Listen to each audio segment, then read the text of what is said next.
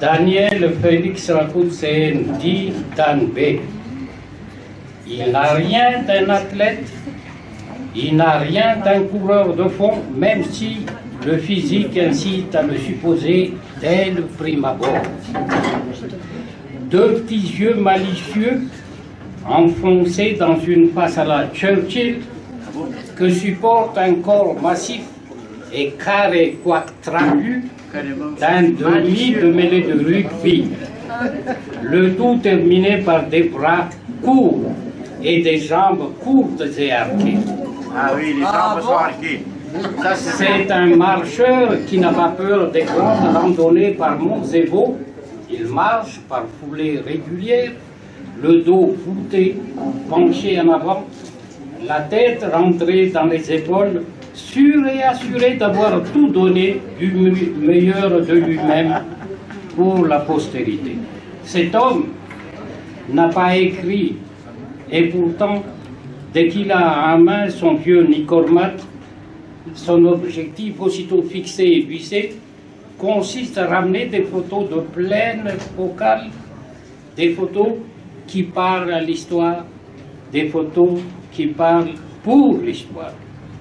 Cela fait plusieurs centaines de milliers de pellicules archivées couvrant les événements politiques, économiques, conflits armés, sportifs, etc., qui ont eu pour cadre les îles de l'océan Indien, l'Afrique, l'Amérique latine, l'Asie du Sud-Est, les Philippines et enfin l'Europe. 3 coupes du monde de football, un championnat du monde de basketball féminin au Brésil, les Jeux olympiques au Mexique.